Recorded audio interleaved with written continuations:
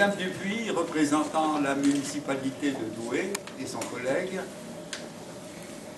Madame la proviseure de ce lycée, Edgar Morin, d'excellence,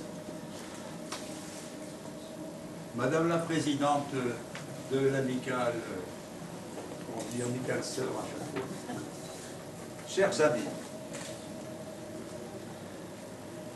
nous voici réunis aujourd'hui pour célébrer le 100e anniversaire de l'armistice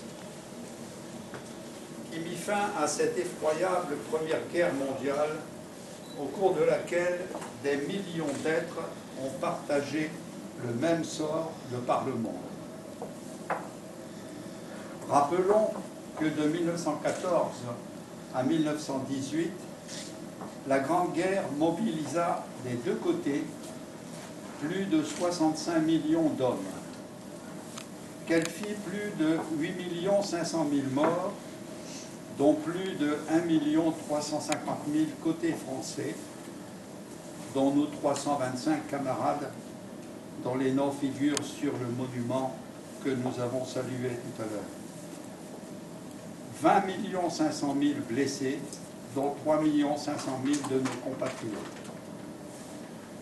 Le 11 novembre 1918, l'armistice est signé entre 5h20 et 5h30 du matin à Retonde.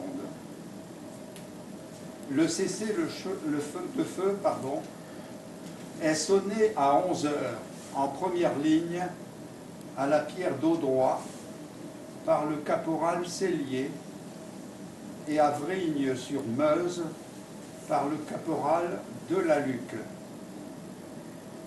Il a été malheureusement trop tard pour le soldat Augustin-Joseph Trébuchon, qui fut le dernier tué officiel le 11 novembre à 10h50 à Dombes-le-Mesnil.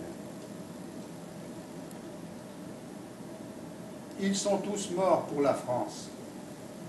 Rendons hommage à leur dévouement et gardons fidèlement leur mémoire. De nombreux poètes, trop souvent méconnus, ont participé à cette guerre sans merci qui débuta le 3 août 1914 côté français.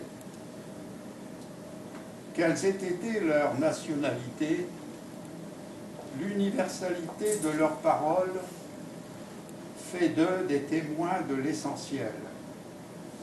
Certains ont succombé, d'autres en sont sortis et ont pu dire l'indicible.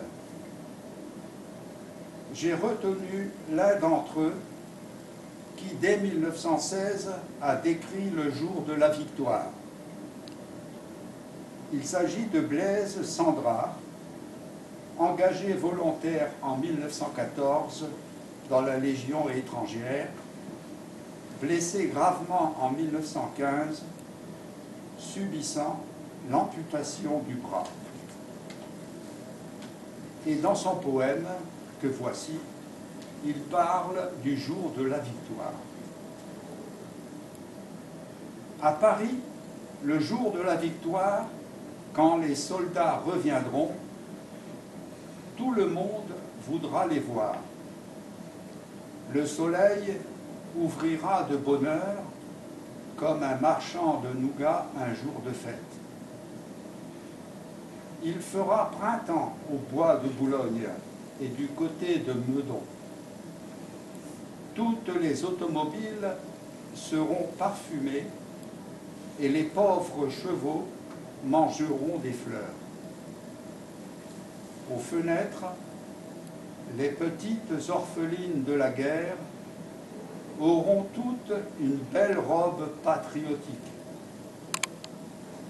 Sur les moroniers des boulevards, les photographes à califourchon braqueront leur œil à déclic. On fera cercle autour de l'opérateur du cinéma qui, mieux qu'un mangeur de serpents, engloutira le cortège historique Dans l'après-midi, les blessés accrocheront leur médaille à l'Arc de Triomphe et rentreront à la maison sans boiter. Puis, le soir, la place de l'Étoile montera au ciel. Le dôme des Invalides chantera sur Paris comme une immense cloche d'or. Et les 1000 voix des journaux acclameront la Marseillaise, femme de France. Paris, octobre 1916. Était-ce une prémonition? Je vous remercie.